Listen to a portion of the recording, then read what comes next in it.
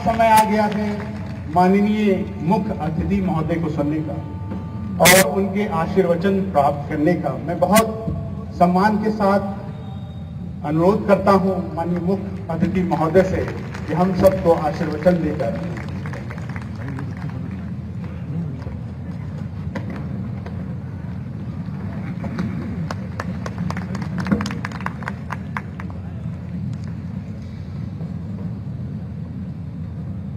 Allahabad high court bar association की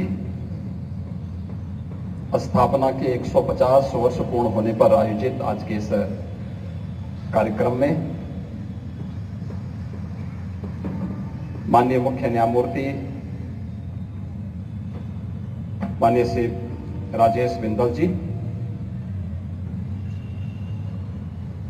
उच्च न्यायालय इलाहाबाद के वरिष्ठ न्यायमूर्ति माननीय श्री तीर्थंकर दिवाकर जी, माननीय न्यायमूर्ति माननीय श्री मनोज मिश्रा जी, उत्तर प्रदेश शासन के महाधिवक्ता माननीय श्री अजय कुमार मिश्र जी,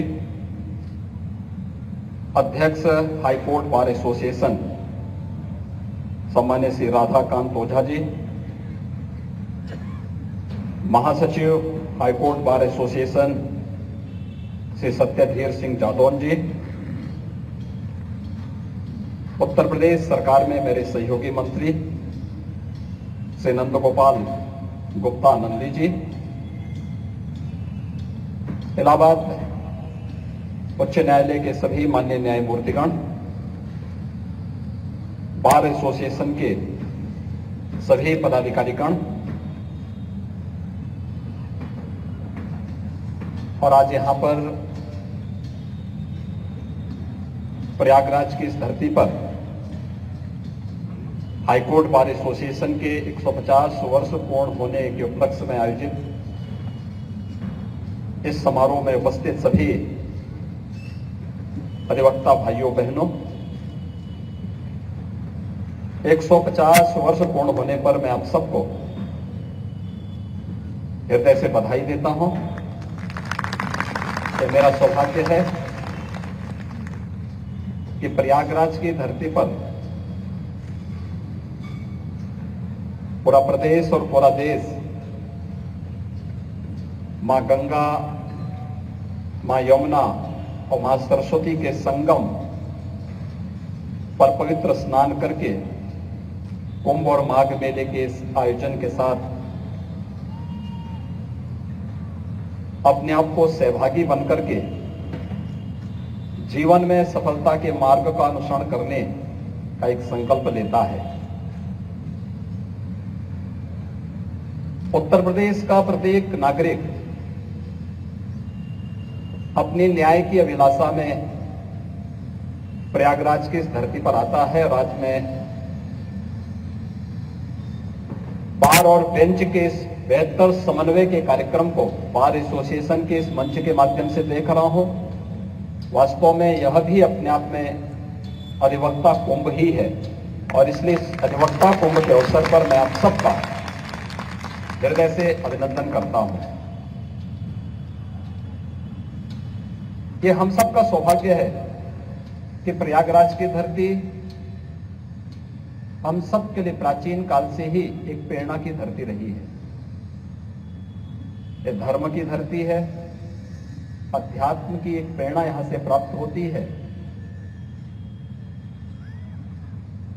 देश के अंदर शिक्षा के एक प्रमुख केंद्र के रूप में प्रयागराज का अपना महत्व रहा है। आज से 12,000 वर्ष पहले महर्षि भारद्वाज का गुरुकुल, जिसे आप भारत का पहला गुरुकुल कह सकते हैं, इसी प्रयागराज की धरती पर। और प्रयागराज हमारा न्याय का पवित्र मंदिर भी है, जहां पर अपनों से जब कोई व्यक्ति पीड़ित होता है, प्रताड़ित होता है, जीवन की हर प्रकार की आस और विश्वास को खो देता है, तो बड़ी आशा भरी निगाहों से वह फिर न्याय के इस मंदिर की ओर देखता है और यहां पर उसे जो राह मिलती है वह जीवन की एक नई राह होती है। और बार और बैंक का यह समन्वय आज यहां पर इसे इस रूप में प्रस्तुत करने का कार्य भी कर रहा है। जब बार एसोसिएशन अपने 150 वर्ष पूर्ण कर रहा है, यह महज संजोगी है कि देश अपनी आजादी का अमृत महोत्सव भी पूर्ण किया है। आजादी की लड़ाई कोई सामान्य लड़ाई नहीं थी। एक लंबे समय तक लड़ी गई वह लड़ाई थी जो भारत को भारत के रूप में प्रस्तुत करने और किसी भी प्रकार की दासता से मुक्त करने का एक बृहद अभियान था। और जैसे कि यहां पर माननीय मुख्य न्यायमूर्ति जी ने, बार एसोसिएशन के अध्यक्ष जी ने अपने उद्बोधन में भी इस बात को कहा कि अधिवक्ता समुदाय ने आजादी की इस लड़ाई में बढ़ चढ़ करके न केवल भाग लिया बल्कि देश को नेतृत्व भी दिया। देश की आजादी को एक नई दिशा देने वाले राष्ट्रपिता महात्मा गांधी रहे हों, भारत की संविधान सभा के अध्यक्ष डॉक्टर राजेंद्र प्रसाद रहे हों, भारत की संविधान सभा के कार्यकारी अध्यक्ष श्री सच्चिदानंद सिन्हा रहे हों, या फिर देश के संविधान को एक स्वरूप देने वाले उसकी शिल्पी के रूप में बाबा साहब डॉक्टर भीमराव अंबेडकर रहे हों, देश के प्रथम प्रधानमंत्री पंडित जवाहरलाल नेहरू रहे हों, या देश के प्रथम उप प्रधानमंत्री और गृह मंत्री के रूप में सरदार वल्लभ भाई पटेल रहे हों, देश का हर वह स्वतंत्रता संग्राम सेनानी जिसने उस कालखंड में जुल्म की परवाह किए बगैर लगातार देश की आजादी के लिए लड़ता रहा, जूझता रहा, उसमें अधिवक्ता समुदाय अग्रणी भूमिका में था और अपनी इस पुरातन पहचान को एक बार फिर से आगे ले जाने की आवश्यकता है। और इसमें तो इलाहाबाद हाईकोर्ट की तो अपनी बहुत महत्वपूर्ण भूमिका रही है। हर एक क्षेत्र में इलाहाबाद हाईकोर्ट ने देश को नेतृत्व दिया है। जब पिछले दिनों में देख रहा था, दिल्ली में चीफ मिनिस्टर्स और चीफ जस्टिसेस की एक बैठक थी। देश के अंदर लोक अदालत के परिणाम क्या हैं, जब ये आ रहा था तो पूरे देश के अंदर जितने मुकदमों का निस्तारण हुआ था उनमें से आधे से अधिक अकेले उत्तर प्रदेश से हुई। यानी उत्तर प्रदेश कौन सा ऐसा क्षेत्र था जिसमें उसने नेतृत्व न दिया हो, और आज फिर उस भूमिका के साथ उत्तर प्रदेश जाना जा रहा है। लेकिन ये एक सामूहिकता का प्रयास है। मेरे पास ओझा जी जब आए थे कि हमारे बार का 150 वर्ष पूर्ण होने जा रहा है, हम एक कार्यक्रम आयोजित कर रहे हैं, और इस कार्यक्रम में अगर आप भी आते तो अच्छा रहता। मैंने कहा, कार्यक्रम ये बताइए केवल बार का ही है या इसमें बेंच भी है? उन्होंने कहा नहीं, हमने वहां पर मुख्य न्यायमूर्ति महोदय से भी और अपने अन्य वरिष्ठ न्यायमूर्ति गणों से भी हमारी चर्चा हो गई। सभी लोग इसमें कार्यक्रम में सहभागी बनेंगे और मिलकर के कार्यक्रम आगे बढ़ेगा। तो मैंने कहा मैं जरूर इसमें प्रयास करूंगा मैं भी आने का। और मुझे प्रसन्नता है कि आज ये कार्यक्रम यहां पर मिलकर के अपने गौरवपूर्ण 150 वर्षों की यात्रा के अवलोकन का एक अवसर हमें प्रदान कर रहा है। इन 150 वर्षों में हमने क्या पाया और क्या खोया है, इसमें जरूर चिंतन होना चाहिए। हम सबको इसमें मनन करना चाहिए, क्योंकि देश जब अपनी आजादी का अमृत महोत्सव मना रहा है, आजादी के अमृत महोत्सव के इस कालखंड में भारत ने क्या पाया क्या खोया, इन सब पर चिंतन हुआ। और जब अमृत काल में भारत प्रवेश किया तो 2 उपलब्धियां भारत के साथ तत्काल लगी हैं। एक, भारत उस ब्रिटेन को पिछाड़ करके, जिस ब्रिटेन ने 200 वर्षों तक भारत पे शासन किया था, उसे पछाड़ करके दुनिया की 5वीं बड़ी अर्थव्यवस्था बना है। दूसरा, दुनिया के उन 20 बड़े देशों को जिन्हें G20 के रूप में जाना जाता है, उनका नेतृत्व अमृत काल में भारतवर्ष को प्राप्त हुआ है। मित्रों, ये G20 के 20 वे बड़े देश हैं जिनके पास दुनिया की 60% आबादी निवास करती है, 75% ट्रेड पर जिनका अधिकार है, 85% GDP पर जिनका अधिकार है, और दुनिया के अंदर 90% से अधिक रिसर्च और पेटेंट पर जिन देशों का अधिकार है, आजादी के अमृत महोत्सव के प्रथम वर्ष में ही उन देशों का नेतृत्व भारत को प्राप्त हुआ है। प्रधानमंत्री मोदी जी के नेतृत्व में वे देश अगले 1 वर्ष तक दुनिया के अंदर विश्व शांति और मानवता के कल्याण का मार्ग कैसे प्रशस्त होना है, इसके बारे में व्यापक चिंतन कर रहे हैं। उत्तर प्रदेश के अंदर भी G20 से संबंधित 4 महानगरों में 11 समिट होने जा रहे हैं। मैं स्वयं भी उन कार्यक्रमों की तैयारी में व्यस्त था और उन कार्यक्रमों की तैयारी के साथ हम जुड़े हुए थे। अलग अलग स्तर पर बैठकें होनी है, लेकिन एक अवसर मिला है वैश्विक मंच पर उत्तर प्रदेश को और देश को प्रस्तुत करने का। अपने आप को हम उन मंचों के सामने प्रस्तुत कर सकेंगे कि हमारे पास कितना पोटेंशियल है, हम दुनिया के लिए क्या कुछ कर सकने की क्षमता रखते हैं। यह सब कुछ बताने का एक अवसर हम सबके सामने होगा, और इस अवसर के लिए हम प्रधानमंत्री मोदी जी के प्रति आभार तो व्यक्त करते ही हैं, लेकिन साथ साथ हर भारतवासी को इस पर गौरव की अनुभूति करनी चाहिए कि अवसर उन्हें प्राप्त हुआ और पूरा देश आजादी के अमृत महोत्सव के साथ किस रूप में एक साथ जुड़ता हुआ दिखाई दिया है। हर घर तिरंगा, उसका एक उदाहरण भी हम सब ने देखा है। पर्व और त्योहार एकांगी के विषय नहीं होते। आपने देखा होगा, कुंभ का आयोजन होता है तो हम अपने घर में नहीं मनाते, हम आते हैं जाकर के डुबकी लगाते हैं संगम के तट पर जाकर के। भारतीय मनीषा ने कभी भी जीवन को दुविधा में नहीं डाला है, उसकी दिशा बहुत स्पष्ट है और ये मान के चलता है कि इस पूरी व्यवस्था को संचालन अगर करना है तो अकेले कोई नहीं कर सकता। कोई व्यक्ति अकेले उसका संचालन नहीं कर सकता, कोई वस्तु अकेले नहीं कर सकती है। प्रयागराज में ही संगम क्यों हुआ? गंगा और यमुना तो हम देखते हैं, अदृश्य सरस्वती के दर्शन भी हमें वहां होते हैं। पूरा देश आता है, बड़ी श्रद्धा के साथ आता है। हमने इस पूरी चराचर व्यवस्था को अलग अलग पार्टों में बांध करके कभी नहीं देखा।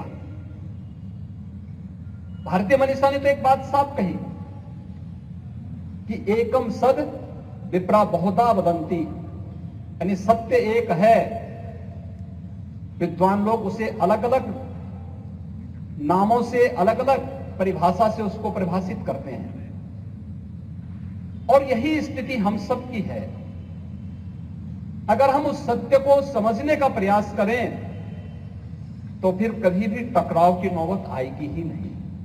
किसी भी स्तर पर टकराव की नौबत आनी ही नहीं चाहिए, क्योंकि सबका लक्ष्य एक ही है कि सबको न्याय मिले, सस्ता न्याय मिले, न्याय सुलभ हो, समय से मिले, और सभी लोग मिलकर के प्रयास करें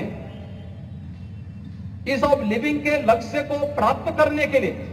सामूहिकता से किए जाने वाले प्रयास के परिणाम भी उतनी सामूहिकता के साथ उतने ही अच्छे ढंग से आएंगे। और लोक अदालत ने विभिन्न कार्यक्रमों के माध्यम से जो परिणाम दिए हैं, पूरे देश के अंदर जितने मामलों का निस्तारण नहीं होता है, उन सभी मामलों में अगर आप देखेंगे तो अकेले उत्तर प्रदेश पूरे देश के अंदर आधे से अधिक मामलों का निस्तारण अकेले उत्तर प्रदेश करता हुआ दिखाई देता है। इसका मतलब उत्तर प्रदेश के अंदर पहले भी ये क्षमता थी और आज भी है।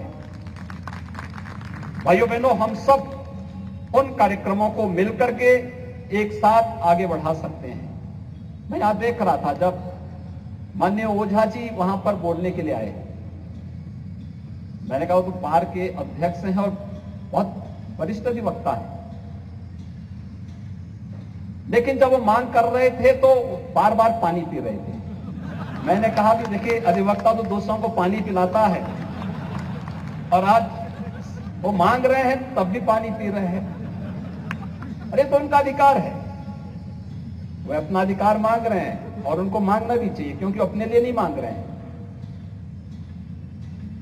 न्यायपालिका के लिए या बार के लिए जो कुछ भी मांगेंगे वह प्रदेश की 25 करोड़ जनता के हित में ही होगा, उससे अलग नहीं होगा।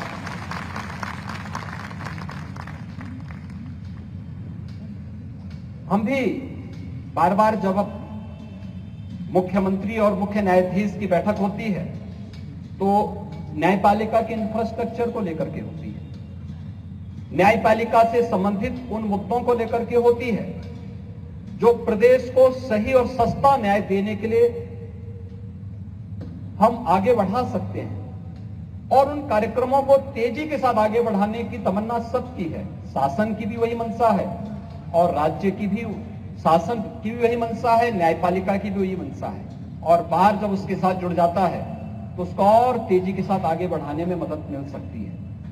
यहां पर माननीय न्यायमूर्ति, मुख्य न्यायमूर्ति जी ने यहां पर अधिवक्ता चैम्बर की भी जो बात कही है, हम मल्टी लेवल पार्किंग की व्यवस्था यहां पर करने जा रहे हैं और इसके लिए पूरी धनराशि राज्य शासन ने उपलब्ध करवा दी है। और मेरा मानना है कि इसका पूर्ण होते ही बड़े पैमाने पर अधिवक्ताओं के चैम्बर्स वहां पर बन पाएंगे। 2500 एडवोकेट चैम्बर बनाने 10,000 अधिवक्ताओं के बैठने की व्यवस्था वहां पर हो पाएगी और उसमें कहीं भी मुझे नहीं लगता है कि इसके बाद कोई अन्य समस्या वहां पर आनी चाहिए। राज्य शासन ने यहां पर पहले ही एक नेशनल लॉ यूनिवर्सिटी की अपनी सहमति दे दी है, हम उसके लिए धनराशि पूरा देना चाहते हैं। जमीन के बारे में कोई सहमति बन सकती है तो हम उसके लिए भी पूरा सहयोग देने को तैयार हैं। हम लोग भी चाहते हैं कि प्रयागराज न्याय की धरती है, शिक्षा की धरती है और एक अच्छी लॉ यूनिवर्सिटी प्रयागराज की धरती पर होनी ही चाहिए। डॉक्टर राजेंद्र प्रसाद जी के नाम पर वह होनी चाहिए, क्योंकि जब मैं प्रयागराज में आता हूं, कुंभ के क्षेत्र में जाता हूं, तो वहां पर मुझे प्रेसिडेंट सूट देखने को मिलता है। तो मैंने बहुत बार पूछा, मैंने कभी क्या कुंभ के समय कभी कोई महामहिम राष्ट्रपति आए? कहा आए, लेकिन यहां पे कल्पवास के लिए केवल डॉक्टर राजेंद्र प्रसाद जी आते थे।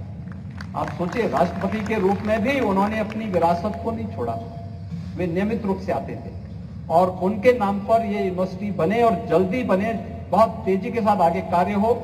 जहां भी जिला प्रशासन को लैंड उपलब्ध करवानी हो, जिला प्रशासन तत्काल लैंड उपलब्ध करवा करके इस कार्यक्रम को आगे बढ़ा पाएगी। तो एक अच्छी चीज यहां पर आते हैं कि यहां पे हमें बेंच का भी और बार का भी सानिध्य लॉ यूनिवर्सिटी को प्राप्त हो पाएगा और एक बेहतरीन कार्य हम यहां पर इसके माध्यम से दे पाएंगे। अधिवक्ताओं के बारे में जो विभिन्न प्रकार की घोषणाएं पिछली बार हुई थी, अधिवक्ताओं से संबंधित किसी अधिवक्ता की दुर्भाग्यपूर्ण मृत्यु पर जो 60 आर्थिक सहायता देने की व्यवस्था थी, 60 वर्ष से बढ़ा करके इसे 70 वर्ष तक करने के लिए भी एक निर्णय राज्य शासन ने ले लिया है और एक बड़ा तबका इसमें अधिवक्ताओं का इसमें आता। यद्यपि हम चाहेंगे कि अधिवक्ता 100 साल की आयु पूरा जिए और पूरा उन्हें अवसर मिले जीने का, लेकिन फिर भी अगर कहीं दुर्भाग्य से कोई ऐसी स्थिति आती है तो राज्य सरकार ने उनकी इस मांग को भी पूरा किया है। अधिवक्ता कल्याण निधि में पंजीकरण के 30 वर्ष की संस्था पूर्ण होने पर त्यागपत्र देने या मृत्यु होने की दिशा में उनके आश्रित को अधिवक्ता कल्याण निधि की राशि को 1.5 लाख से 5 लाख रुपए करने की व्यवस्था भी हम लोगों ने कर ली है और इससे संबंधित जो भी संशोधन होने थे वह भी शासन स्तर पर निर्णित हो चुका है, उसको भी लागू किया जा चुका है। युवा अधिवक्ताओं को कार्य करने के शुरुआती 3 वर्ष के लिए उन्हें जो पुस्तक और पत्रिका आदि क्रय करने के लिए दी जाने वाली राशि के वित्तीय स्वीकृति की भी यहां पर शासन ने इससे संबंधित आदेश भी पहले ही निर्गत कर चुकी है। सामाजिक सुरक्षा निधि योजना के अंतर्गत भी मृत्यु के दावे के रूप में 2017-18 से 2022-23 तक यानी 31 जनवरी 23 तक कुल 13,37,92,000 से अधिक भुगतान राशि न्यासी समिति द्वारा अब तक की गई है। सामाजिक सुरक्षा निधि योजना के अंतर्गत सस्ता वापसी के रूप में भी 17-18 से और 22-23 तक 47,83,07,900 से अधिक राशि का भुगतान न्यासी समिति के द्वारा अब तक किया गया है और मृतक अधिवक्ताओं के विधिक उत्तराधिकारियों को भी आर्थिक सहायता के रूप में इस दौरान 111,81,50,000 रुपए की राशि का भुगतान किया गया है। इसके अलावा केवल हाईकोर्ट में ही नहीं, जनपद न्यायालयों में भी अभी मुख्य न्यायमूर्ति महोदय ने और राज्य शासन को इसके बारे में निर्देश भी दिया था और मैंने स्वयं भी इसकी बैठक ली थी कि जहां पर अभी डिस्ट्रिक्ट कोर्ट नहीं बने हैं वहां पे इंटीग्रेटेड कोर्ट बिल्डिंग बनाने के साथ साथ हम लोगों ने जिला मुख्यालयों को भी और कमिश्नरी मुख्यालय को भी इंटीग्रेटेड मुख्यालय बनाने की दिशा में कार्य प्रारंभ किया है। हम लोग चाहेंगे कि वास्तव में एक मॉडल बनेगा, ये न केवल उत्तर प्रदेश के लिए बल्कि देश के लिए, पूरी न्यायिक व्यवस्था के लिए भी और प्रशासनिक व्यवस्था के लिए भी। इस पर कार्य हमारा बहुत तेजी के साथ आगे चल रहा है, लेकिन साथ साथ जनपद न्यायालयों में भी अधिवक्ताओं की चेंबर बने। वास्तव में एक गरीब जब आता है और जब देखता है, घूम फिर करके चारों ओर देखता है, वो तो बड़े विश्वास के साथ आता है कि मैं वकील साहब के पास जा रहा हूं। लेकिन जब वह जाता है और अधिवक्ता के चेंबर में बैठता है और उसको दिन में ही जब आसमान नजर आने लगता है वहां से, क्योंकि टूटा हुआ चेंबर रहता है, टूटे हुए चेंबर से उसको जब सूरज की रोशनी में दिखाई देता है, उसके मन में कहीं ना कहीं आशंका होती है कि क्या मैं सही जगह आया हूं या कहीं ऐसा तो नहीं कि गलत जगह आ गया हूं। और इसलिए शासन ने कहा है कि भाई हमें जगह दीजिए, हम लोग अधिवक्ताओं के लिए अच्छे चेंबर वहां बनाना चाहते हैं, क्योंकि अधिवक्ता के लिए ये स्वयं के लिए शोहरत हासिल करने का माध्यम नहीं, बल्कि एक गरीब को न्याय देने का एक सशक्त माध्यम भी बनेगा। वहां पर अगर उनके अच्छे बैठने की व्यवस्था होती है तो जो वादकारी आता है उस वादकारी को भी विश्वास उस पर टिकता है। और वादकारी का विश्वास किस बात पर होता है? एक अधिवक्ता के पास जब आता है तो वह असमंजस में रहता है, क्योंकि अपनों के द्वारा ठुकराया रहता है बहुत सारे लोग तो। और बहुत बार तो विवाद भाई भाई में होता है, छोटा सा विवाद है, वे बैठ करके भी समाधान कर सकते थे, लेकिन वह स्थिति वहां तक पहुंच चुकी होती है कि वह उसे न्यायालय का दरवाजा खटखटाना ही पड़ता है। वो अपने भाई पे विश्वास नहीं करता, लेकिन एक अधिवक्ता पे विश्वास करता है। और अधिवक्ता पर विश्वास ये आपकी बहुत बड़ी पूंजी है। उस पूंजी को सजोए रखना, उसको समय से न्याय दिलाने के लिए प्रयास करना और उसके लिए जो भी इंफ्रास्ट्रक्चर वहां पर तात्कालिक रूप से चाहिए, इसके लिए जनपद स्तर पर भी अधिवक्ताओं के चेंबर बनाने के लिए राज्य शासन ने कई जनपदों में हम लोगों ने पैसा उपलब्ध करवाया है। कई जनपदों में हम लोगों ने प्रस्ताव मांगे हैं, जहां से भी हमें प्रस्ताव मिल रहे हैं वहां पर हम लोग अधिवक्ताओं के चेंबर बनाने के लिए धनराशि उपलब्ध करवाने का कार्य कर रहे हैं। जैसे प्रयागराज में जनपद न्यायालय के लिए हम लोगों ने 11,31,00,000 रुपए, कासगंज में 5,25,00,000 रुपए, लखनऊ के लिए 4,88,00,000 रुपए, श्रावस्ती के लिए भी 4,85,00,000 रुपए, ऐसे अलग अलग जनपदों के लिए धनराशि हम लोग स्वीकृत करा करके अधिवक्ताओं के चेंबर के लिए भी वहां पर बेहतरीन व्यवस्था करने का कार्य कर रहे हैं। मैं आज के इस अवसर पर जब 150 वर्ष की एक लंबी यात्रा अनेक उतार चढ़ावों के बावजूद की गई, यहां पर जब बार एसोसिएशन के इतिहास के बारे में बताया जा रहा था कि 150 वर्षों के इस इतिहास में अनेक अवसर आए हैं जब एक दूसरे को मान्यता देने में कोताही बरती गई, अंततः जब सभी मिलकर के एक हुए, आज वह बार एसोसिएशन के रूप में न केवल उच्च न्यायालय की बल्कि उत्तर प्रदेश की 25 करोड़ जनता के विश्वास के प्रतीक के रूप में आप सब यहां पर मिलकर के लोगों को, आम जनमानस को न्याय दिलाने के लिए पूरी प्रतिबद्धता के साथ कार्य कर रहे हैं। 150 वर्षों की शानदार यात्रा के लिए मैं एक बार फिर से इलाहाबाद हाईकोर्ट बार एसोसिएशन को हृदय से बधाई देता हूं, अपनी शुभकामनाएं देता हूं और विश्वास व्यक्त करता हूं कि बार और बेंच के साथ साथ न्यायपालिका और कार्यपालिका मिलकर के सही और सस्ता और सुलभ न्याय दिलाने के लिए कैसे प्रयास कर सकते हैं, इस दिशा में हम सबको मिलकर के प्रयास करना होगा। मैं एक बार फिर से मुख्य न्यायमूर्ति जी को, यहां के अपने वरिष्ठ न्यायमूर्तिगणों को और आप सभी बार एसोसिएशन के पदाधिकारियों को, अपने विधि अधिकारियों को मैं हृदय से धन्यवाद देता हूं कि उन्होंने बार एसोसिएशन के इस शानदार कार्यक्रम को, द्विदिवसीय कार्यक्रम को आगे बढ़ाने के लिए आज इलाहाबाद उच्च न्यायालय की इस भूमि का उपयोग करने की पूरी अनुमति दी और इस कार्यक्रम को शानदार तरीके से आगे बढ़ाया है। मैं एक बार फिर से इस पूरे कार्यक्रम के प्रति अपनी शुभकामनाएं देता हूं। धन्यवाद। जय हिंद।